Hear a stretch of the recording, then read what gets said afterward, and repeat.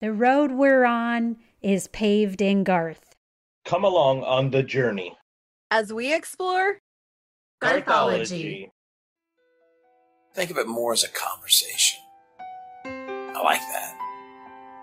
So if this is truly a conversation, then I say let the conversation begin.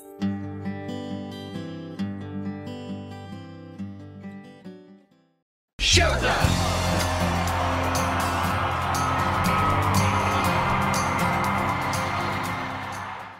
Hi guys, it's Deb. And I'm Pete.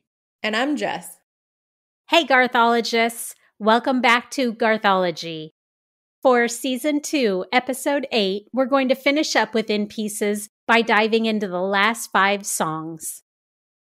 In his Anthology Part 1 book, Garth described his In Pieces record as pieces of me as a writer and an artist. And he felt that just like the red and black album cover image brought you closer to him, it actually was a picture that's closer to his face than the previous covers. Garth felt the cover image itself stood out among all of his other covers to date. During the making of In Pieces, Mark Miller told Garth, an album reveals who that artist is at the time they are making the album, and you're going to have to give a piece of yourself in every song. And that's how they got the name for the record. Looking at it from that perspective, let's finish up looking at pieces of Garth and his album In Pieces. I'll start it off with song number 6. Song number 6 is Ain't Going Down Till the Sun Comes Up. Mama's on the front porch screaming out her warning, girl, you better get your red head back in bed before the morning.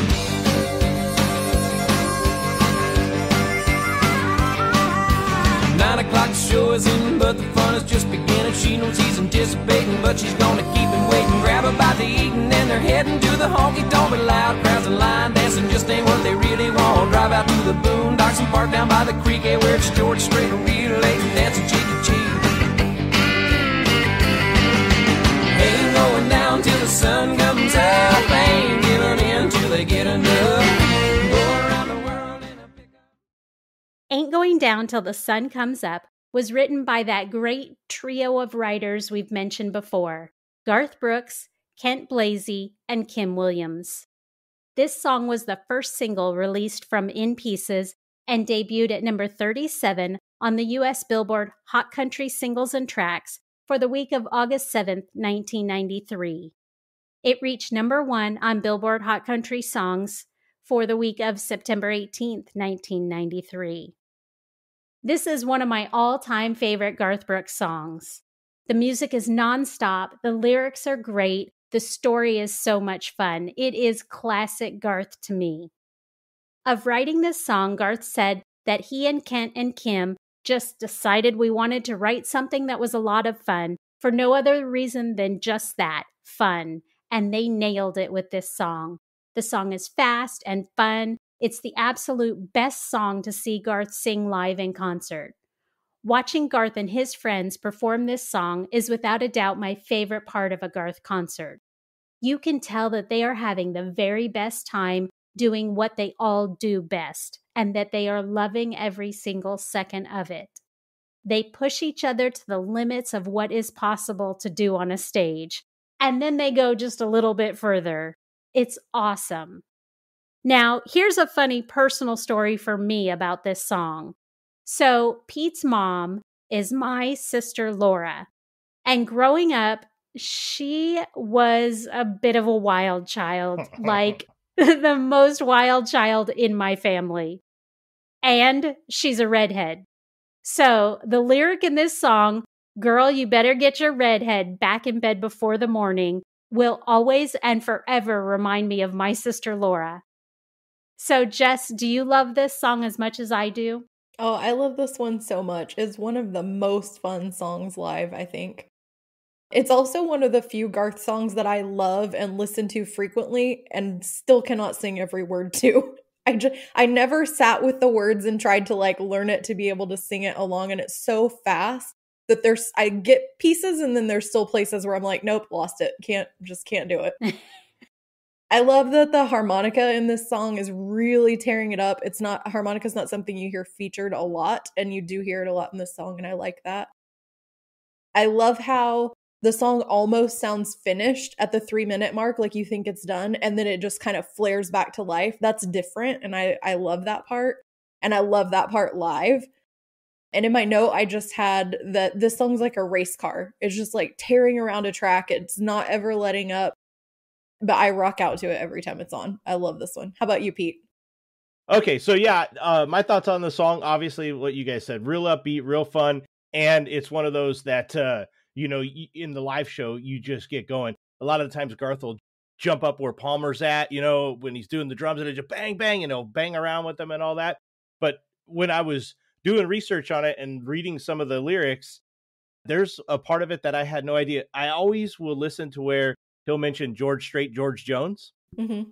This is a part where he says, just ain't what they really want. Drive out to the bone docks and park down by the creek. And where it's George Strait, I guess I really never knew what it said after that, but it does say, and where it's George Strait till real late and dancing cheek to cheek. I had no idea that's what those lyrics were. Like, I didn't say till real late, but it makes perfect sense. Yeah. Right. So yeah, this is one of those ones, we mention them, we talk about them when they come on, you kind of turn it up. I mentioned earlier, you go from 5 to 20. This one, you go from 5 to max volume. Yeah. This song gets you going every single time. I love that song. Yes, me too. Same. And that's a great story about my mom, although I'd never throw her under the bus like that where thousands and thousands of people are listening.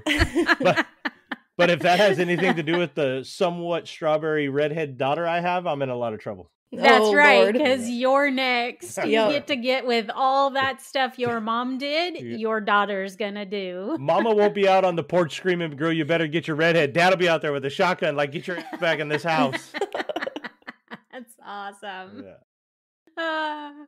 Okay, so now let's go over to Jess for song number 7. Song number 7 is The Red Strokes. Inspired by a vision that they can't command, erasing the border with each brush of a hand. Oh, the red strokes, passions ungazed, thundering moments of tenderness rage. Oh, red strokes. The Red Strokes was written by Garth Brooks, Jenny Yates, James Garver, and Lisa Sanderson, and it was the 6th single off of the 6th studio album. It was released November 15th of 1994. It did okay in North America, but it was actually really popular in the UK. Just a little background on James Garver, or Jim as he's known. He's a former touring member of Garth's band Stillwater and is credited with adding the famous Oasis line in Friends in Low Places after a bar in his hometown, which I think Deb had mentioned in one of our previous episodes. Yeah. He also introduced Garth to steel guitarist Steve McClure, who subsequently became part of Garth's band. Jim's a talented musician who started out as a fiddle player, but Garth ended up liking his guitar sound, so he switched to guitar, but he was known on occasion to play lead electric guitar, acoustic guitar, banjo, piano, and percussion, as well as background vocals. So I would imagine he helped with composing and arranging on this song, though I didn't find any research that specifically said that. According to the liner notes from the hits, Garth said, "The Red Strokes came to me as a poem from Lisa Sanderson. She had visited the Louvre in France and talked about a painting that was just all brush strokes. She noticed how the red ones stuck out and wondered if she was to paint her life, how many red strokes there would be for the passion, anger, and times of most emotion. I fell in love with the poem." I think Deb had also mentioned this because we did talk about this song before. But yeah, so Garth played Jenny Yates what he already had of Red Strokes, and she said that he had kind of a good map of the song already for her to jump into. And I believe it was our season 1 favorite love songs episode, maybe, where we talked about this song. But I'm going to try to touch on some things we didn't talk about before. So Trisha says that Garth is that guy that will ask a recently divorced guy at the dinner table in front of everyone if he's okay. And, it makes everyone uncomfortable because nobody was going to ask. But in that, he'll make the conversation deeper because he's not afraid to ask the tough, sometimes uncomfortable questions. She said, "We don't know what we're going to get, but we know it will be real." And this song is one of those that delves into some of those very real moments in life, the feelings that stay with you long after the moment and maybe even the relationship passes. Garth talks about the brilliance of imagery in music, which we've talked about so many times before covering his discography so far, where he says the line, "thundering moments of tenderness, rage." He says those aren't contradictions, but just two sides of a thing. And we've talked about before where he says there's a flip side of the coin and everything has two sides. The song is about lives lived passionately, and one of Garth's favorite things he says to write about and sing about is passion. And this song is all about passion. It goes back and forth between two lovers and this passionate encounter that they're sharing, and the metaphor of them as artists painting a picture full of these bold red strokes that represent that passion. And we talked before about the video and how the paint being poured over Garth's white suit and the white piano and how out of the box and beautiful that was. And about how I think Pete mentioned him nearly going hypothermic when they dropped the piano down into the cold paint. And so I know we've touched on some of those things, but still, even though we've talked about it before, this song is just hands down one of my all-time favorites. When it comes on, I have to play it through. You know, like it's on in the car and you just have to sit in the car until the song goes off. And not all songs are like that, but this one definitely is. And what about you guys? I know you love this one too, but do you have anything you want to add while we're covering it?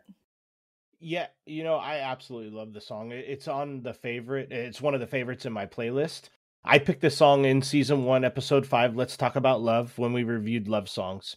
I mentioned in that episode how impressed I was with the music video and the troubles that it caused, but how well it actually ended up being after they got everything all figured out with the whole, paint and mud and keeping it warm and all that stuff. Yeah. Thank goodness they got that figured out because, we didn't want to lose Garth to hypothermia. I also mentioned in that song that it does refer to a blank canvas and a love story and how they paint this amazing story with each brush of a hand. I went back and I listened to some of the stuff that we had talked about and, of course, listened to the song again and again. And I remember in that episode, Deb had stated that this is a very sexy song. And somewhere in there, we had mentioned that maybe it was a PG-13 song with R-rated lyrics. After listening to it a couple more times and looking at it that way, I'd like to retract it and make this a TVMA rating because this one will get you going. When he sings "Passions Uncaged, Thundering Moments of Tenderest Rage," I'm not sure how more explicit you can get in a country song, but this has been and will always be one of my favorites. Jess, you say about staying in the car and finishing it. Mm-hmm. It's also a song that I notice if it's on and I'm listening to it, if I get a phone call or a text message and I get distracted, it's one of those ones that I'll go back to the beginning so I can listen to it. Restart it. Yeah. Yeah. I absolutely love the Red Strokes. Me too. How about you, Deb? Well, I mean, like I talked about when we did this in love songs, I feel this song. Like this song is deep in my chest every time it plays. It is passion and emotion and need and desire and love. And it's all wrapped up in this beautiful musical creation. I love it so much. And I think the musical break that starts at the 153 mark, it's so good. It's got the guitar and the piano, and it's all just perfect. Like, I can't imagine being the person that wrote the lyrics and the music to this song and put it all together. And it just comes out in such a way where I can't imagine the world without this song. Yeah. It's just perfect. Yeah. And I love the way, like with the lyrics, where there's the lyric, "But when love picks its shade, it demands to be seen." That lyric just ties every theme in this song together. It's about love. It's got the color theme in it. It's all just so good. And then I even had in my notes this time too, which I think is hilarious, the "thundering moments of tenderness, rage" lyric. Yeah. We all three talked about that. And I don't think we mentioned it last time. So Jess, that goes back to, like you've said before, where each time we do these podcasts, we may cover a song more than once, but each time we're able to come up with new and different perspectives. And I think that comes from every time listening to it. Yeah. Listening to these songs, we can see something or feel something different. And that's one of the great reasons why we wanted to do this podcast, because Garth elicits that kind of emotion from us. So I think this is the perfect example of that in a song. The imagery in this song is just fantastic. And it is different for me every single time. I agree. Although it may have, like that, how does a thundering moment of tenderness rage? Like you said, it could be considered a contradictory concept, but yet on this, it somehow blends and works perfectly. They're genius. I love them. Same. And it's going to be really hard to follow up that song. However, thankfully, I think you guys are going to feel like song number 8 holds its own. I'm going to pass it over to Pete and let you judge for yourselves. Yeah, song number 8 off the album is Callin, Baton Rouge. Hello, Samantha, dear, I hope you're feeling fine. And it won't be long until I'm with you all the time. But until then, I'll spend my money up right down to my last dime. Go home and Baton Rouge.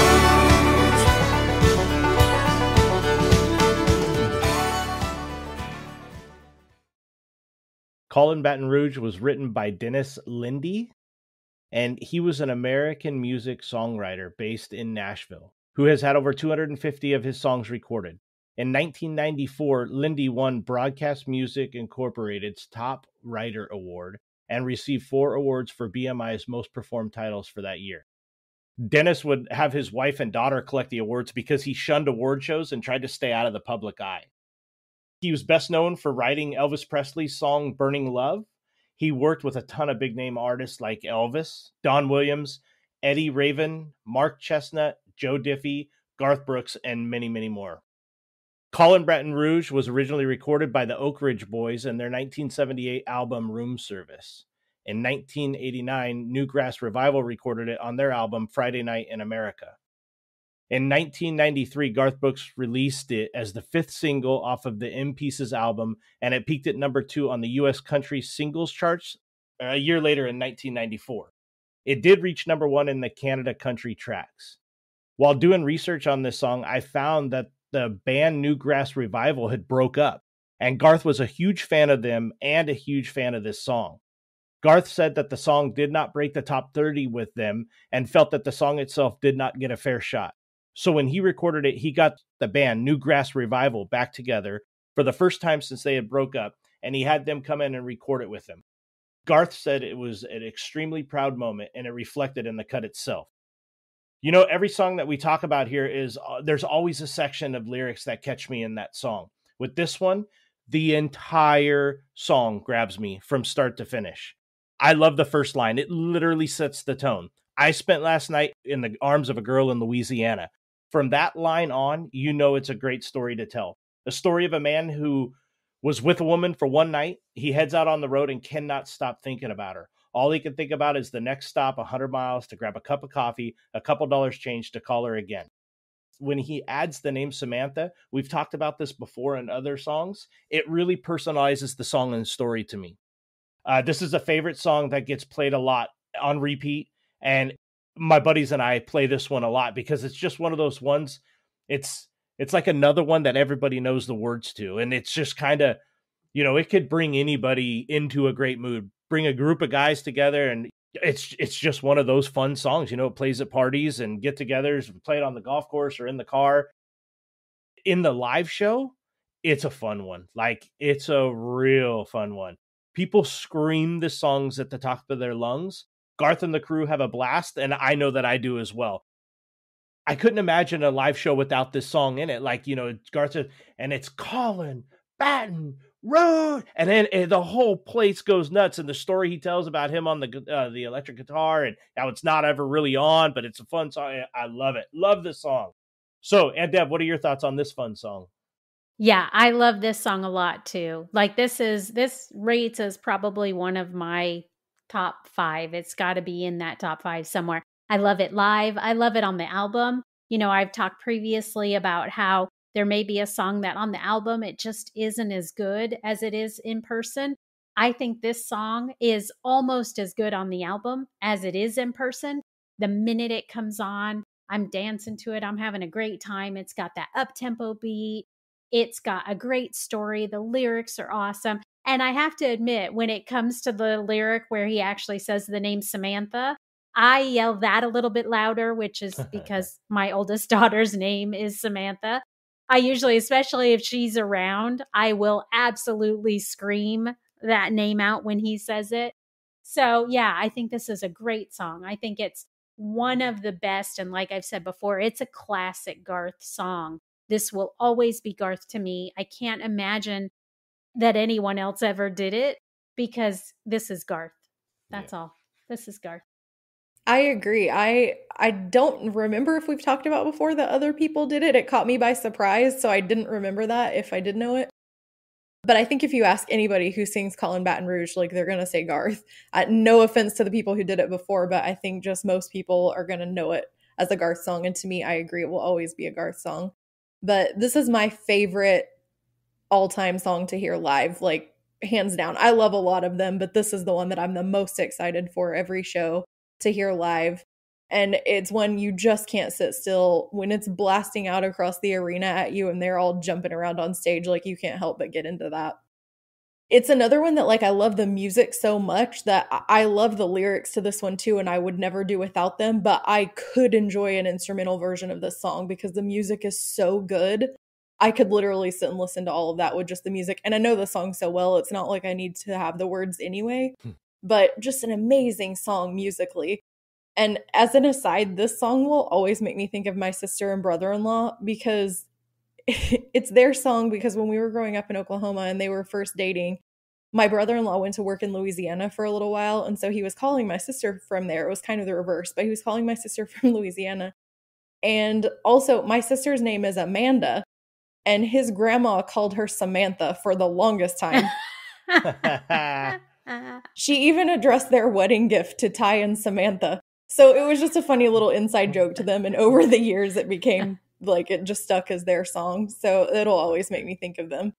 But I love it. And I would be so sad if I ever went to a Garth show and they didn't do this song. It's just a staple. They always do. But gosh, I hope nothing ever takes its place and bumps it off the roster because I'd be so sad. Yeah, me too. Yeah. Like, and that's the thing, you know, you sit there and you think there's not, and we've done a lot of research and, you know, we know a lot of Garth songs. I don't know that there's another song in the library of Garth Brooks music that could take the song's place. It just wouldn't be the same live show. Just like you said, it's a good one. I guarantee you, if for some reason this got dropped off of his set list, I would be handing out signs at the front of every concert for everyone to hold up during house cleaning that would just say Callin' Baton Rouge. Yes. Like the entire place would be holding up that sign. I think that you wouldn't have to. I think that there would be 20,000+ people screaming, Callin', Callin'. Yeah. And he would get the picture. I don't ever see this one coming off. Yeah, it wouldn't be the same. All right, so that's going to do it for song number 8. Deb, let's hear about song number 9 off the album. All right, song number 9 is The Night Will Only Know. Saw a woman pleading, stumbling, begging, and retreating, till she became the victim of her foe. And they watched her fall in silence to save their own alliance. But the reason for the violence, just the night will only know. And every paper ran the story, she was stripped of all her glory, and they told exactly how the woman died, abandoned and forsaken. The Night Will Only Know was written by Stephanie Davis, Jenny Yates, and Garth Brooks. It was not released as a single. Now, we've talked about Stephanie Davis and Jenny Yates before, and obviously Garth Brooks, so we won't really focus on the songwriters this time around. I'll just look at the song.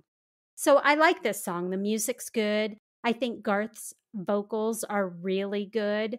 And if you look at the lyrics to this song, there are a lot of words in it. It's a word-heavy song. The rhymes are pretty complicated, but Garth just makes it seem easy, and he pulls you right into the story of it. this song is very visual. As Garth mentions in the anthology part 1, it really is like a movie. It describes the murder of a woman and the 2 adulterers who happen to watch it happen. They are too afraid to come forward and ruin their own lives, so they just watch it happen. I thought that was really interesting to read that the original title for this song was The Summer of 1962, which I kind of stopped and went, why would it be called that? And it was because originally they were talking about having it be the murder of Marilyn Monroe that these 2 people watched. Whoa. So I thought that was really cool to read, and thinking, what would that have been like if they had stayed with that storyline and these 2 people who are basically having sex in a car, and what I picture in my head is they're married to other people, and so they don't want to get caught. But if they had looked out, saw this woman struggling and being attacked, and if it had been Marilyn Monroe, I just went, woo. So that was really cool. It's very visual, which I love visual songs like that. So that's probably my favorite aspect of this song, is how visual it is and what a great story it tells. Jess, what did you think? I love this song. It's very dark and steamy. The sound of it reminds me of the thunder rolls. It's really dark and it's got those kind of rolling notes. And there's a lesson in the song. When you're doing what you're not supposed to be doing, it can lead to other complications. It's like the thing your mom always told you, like, a lie spirals out of control, or if you hang out with the wrong crowd, you're going to be in the wrong place at the wrong time. And when you're living a deceitful life, that can set you up for something more than you initially anticipated. And what stood out to me is that this is kind of the exact opposite of most of Garth's songs, which are about being the brave one to stand up for what's right when no one else is willing to. And this song shows the flip side of that coin, where the people are sacrificing someone else to save themselves, and then the guilt that you have to live with once you make that choice. And so it was a really powerful song, I think. It's probably one because it makes you think and is kind of darker. It's not one that's like a good bar song or you're going to turn up in the car, probably. So I think it doesn't get listened to as much. But as far as substance, I think for its place on the album, it's probably one of the most important songs if you're really looking for something that has a message. But how about you? What do you think, Pete? Yeah, so this song, I have to be honest, I didn't think that I ever heard the song. And I would think that I would have listened to all of Garth's songs. So if I did, I can't promise that I ever actually listened to the lyrics of it. So while doing research on it, in my opinion, it's a scary, scary song from Garth. It's just not one that I thought that I would, the story behind it, I guess you could say. And, Aunt Deb, like you were talking about the Marilyn Monroe reference and storytelling. So this could be so far off from what it really is. But the way that I took it, all right, I get it. There's 2 people in a car committing adultery, right? And then they see this lady. So did they just let this lady die of a pill overdose? Or was that man in the car's wife?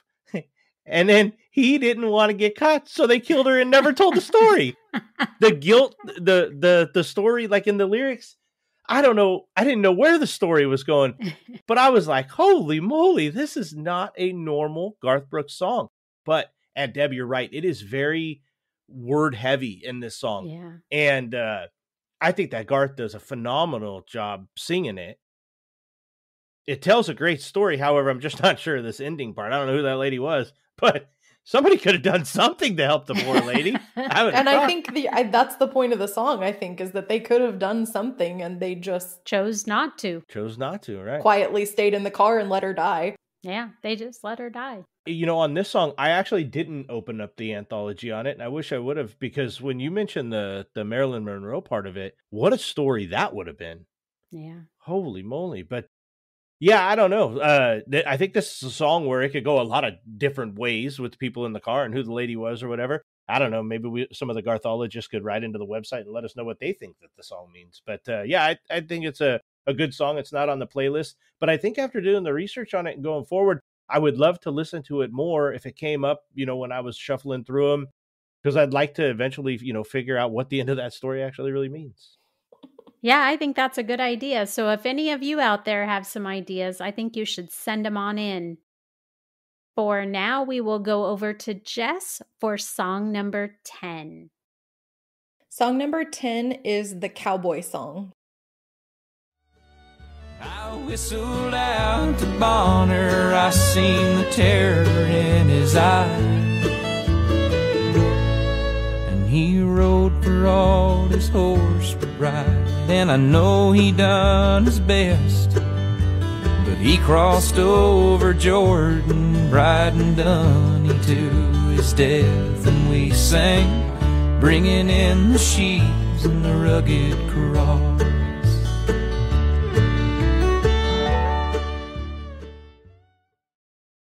The Cowboy song was written by Roy Robinson, and he's worked with artists like Janis Joplin and Steve Miller. He wrote songs for artists like Santana. According to his bio, in 1986, he wrote the Cowboy song while raking hay on a hot summer day. He set it to guitar in 1987, and that's when Robert Gallagher, entertainment director for Billy Bob's Texas, gave Garth's manager Bob Doyle a tape. In Garth's very first meeting with Bob Doyle, the cassette labeled the Cowboy song was lying on the desk, and Garth asked Bob if he could have it. Bob said sure, but it took Garth 5 more years to track down the artist, as the track was labeled Amos Staggs, which was Roy Robinson's stage name. Eventually he did track down the artist though, and the song made it onto In Pieces as, you guessed it, the final track. Bruce Baton played steel guitar initially on the track, but they ended up switching when he mentioned that he could play dobro, and they kept the dobro on instead, which really works. And also, if you listen, there's no percussion on this track, only Roy Husky Jr. keeping time with the upright bass, which is interesting because most songs at least have a snare or something to keep pace with, and this had absolutely no percussion. Garth says this song was the perfect song to end the loudest album they'd put out to date, just a simple acoustic cowboy song on the way out. He said it was a tribute to nod to those cowboys, those men and women in the hats again, who showed up when no one else did. This song is about the true cowboy life. Like, I have a cousin, and she and her husband have spent their whole life together living and working on a ranch in Kansas, and I imagine this is what their life's been like at times. It reminds me a little bit of Night Rider's Lament, which we talked about on The Chase. It's just a true cowboy song. There's a line in the song that says, "And we sang Yippee-Ki-Yay and Amazing Grace." And that line kills me every time because I know it's going to lead into the part about losing one of the cowboys, which happens. True cowboys do a hard and dangerous job at times, and yet they wouldn't trade their life, which to me is the spirit of songs like Standing Outside the Fire and The Dance, and really just who Garth is as an artist and a man. He's a cowboy in, to me, the truest, most sincere form of the word. The end of the song where it says, "Wishing to God he'd been born 100 years ago," reminds me a little bit of Jimmy Buffett because he has a line in a song that says, "Yes, I am a pirate, 200 years too late." It's the same idea, that escapist soul. So for those of us who aren't cowboys in real life or pirates, we can still admire and identify with that spirit. Like Pete always says about the Alabama clay, I've never driven cattle or slept outside on a cold winter night, but this song puts me there. And it reminds me why a whole generation of kids grew up watching cheesy westerns and wanting to go out and become cowboys. Mainly, it makes me appreciate the real cowboys I've known in my life, both men and women. The ones who do drive cattle and sleep outside when it's 7 degrees outside. And the ones who simply reflect that spirit in who they are and how they live their lives. I love this song, and it's one off this album that's had me playing it over and over again since I finished my research. How about you two? How do you feel about this one? Yeah, my thoughts on the Cowboy song are simple. I wasn't familiar with this song, and as a matter of fact, I wasn't expecting what I got. I was expecting something a little different, and I can't tell you guys how happy I was to be wrong on what I got and what I expected. I love this song. It is my new favorite song currently right now. I cannot stop listening to it. I started doing some of this research, got to this point in the research last Wednesday, because I had some stuff that was going to come up towards the end of the week and I knew I was going to be tied up. It has been on repeat on my phone since that time. I cannot get enough of it. It tells the perfect cowboy story just in words. I've always wanted to do a cattle ride or a sheep ride. And when I think of what that would be like, I imagine it, or this song tells me what it would be like to a T. One of my customers has one of the biggest working ranches in Montana. And every time he comes in, I ask him, hey man, how's the ranch? And you got to come up, go on a ride. You've always said that you've wanted to do it. And he tells me stories of rides that he's done and what what the cowboys and cowgirls of his working ranch go through. And it is exactly this song, almost word for word, about stories that he has told me that you hear in this song. I am positive that there is not a better title for this song. Like it's the cowboy song. It could be one of the most cowboy songs ever, in my opinion. I absolutely love the song. It was added to my favorites list almost immediately. And like I said, it has been on repeat since last Wednesday. I can't get enough of it. Aunt Deb, what are your thoughts on this one? So I actually wasn't at all familiar with this song. I don't remember. I couldn't even place it. I didn't remember hearing it before. I think now that I've listened to it a few times, I think it seems like sweet old country music to me. I think that this fills that cowboy song spot that we know Garth loves to add to his albums. And because he ends this album with the cowboy song, which we know that's a special place on the album for him. That's the song that means the most to him. And knowing how he feels about cowboys, I think that this overall, it proves that this is a song that I guess I should have been paying more attention to. Hearing you guys rave about it, I think I've missed something along the way. So I think this has to go on to my playlist now so that I can get into it and hear what you all are hearing. That's on my list of to-do things. Yeah, you should do that immediately. All righty, I will. So that covers all 10 songs and wraps up our discussion of Garth's 6th studio album, In Pieces. I hope you all have learned as much about the pieces of Garth as we have. So now we will go into breaking news. Breaking news. Some of you out there may have been a part of the old Planet Garth forums, which was a place for Garth fans to meet up and chat. If so, listen up. As you are probably aware, Planet Garth has been taken down for some time. Well, one of the users, Garth Medic, has created a new forum for Garth fans to use until or if Planet Garth comes back. If you're interested in signing up, Garth Cop from Planet Garth is helping to get people signed up. So just send an email to garthcop@gmail.com and let him know the username you would like to have and what your email address is. Garth Medic will then send you an email back with a link to the forum site. Feel free to contact us if you have any questions and we'll pass them along. So, have you checked out our website at garthology.com yet? If not, stop by and leave a comment on our blog page to let us know how we're doing. Plus, you can submit a show idea on the show idea page. While you're there, go ahead and sign up for our newsletter at the bottom of the website. And remember to subscribe to our podcast on your podcast platform of choice. Do you listen on Apple Podcasts? If so, stop by there now and give us a rating and write up a quick review to let us know how we're doing and to encourage others to listen. Are you in a Garth Brooks fan page on Facebook? If so, don't forget to share us with your group by posting about us or sharing one of our posts there. Help your friends in low places become Garthologists too. And speaking of friends in low places, if you are on social media and you're looking to find us, you can get us at facebook.com/GarthologyCast. If you're on Instagram or Twitter, we are at GarthologyCast on those two platforms. While you guys are there, if you can like, share, retweet, or just get involved with what we're doing on our socials, that would be great. We do love the interaction. And if you guys have any questions and it's easier to get a hold of us there, feel free to direct message us on any of the social platforms and we'll get back to you as soon as we can. We appreciate the support, guys. Next up on Garthology, we'll be covering the first half of Garth's television special, The Road I'm On, which is currently airing on Netflix here in the US. So if you haven't seen that yet, definitely check it out. And if you have seen it, maybe give it a second or third or fourth watch. And then come join us as we discuss this in-depth look at the man that is Garth Brooks.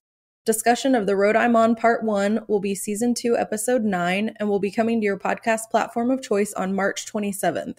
Until then, this has been Season 2, Episode 8 of Garthology, and I'm Deb. I'm Pete. And I'm Jess, and we'll see you guys next time. Bye. Bye. Bye, everybody.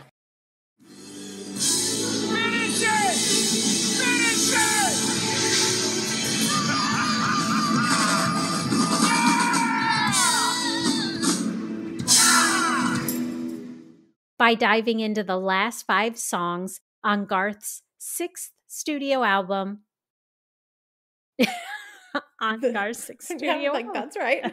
I don't know where I was going with that. Okay, I can see I'm just off to that kind of a start again. During the making of In Pieces, Mark Miller told Garth an album reveals who that artist is at the time they are making the album. I totally have lost it. Where the hell?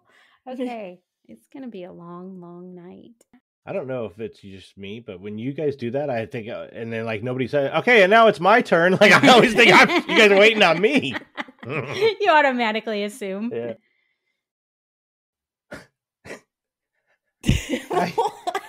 I didn't even research this song.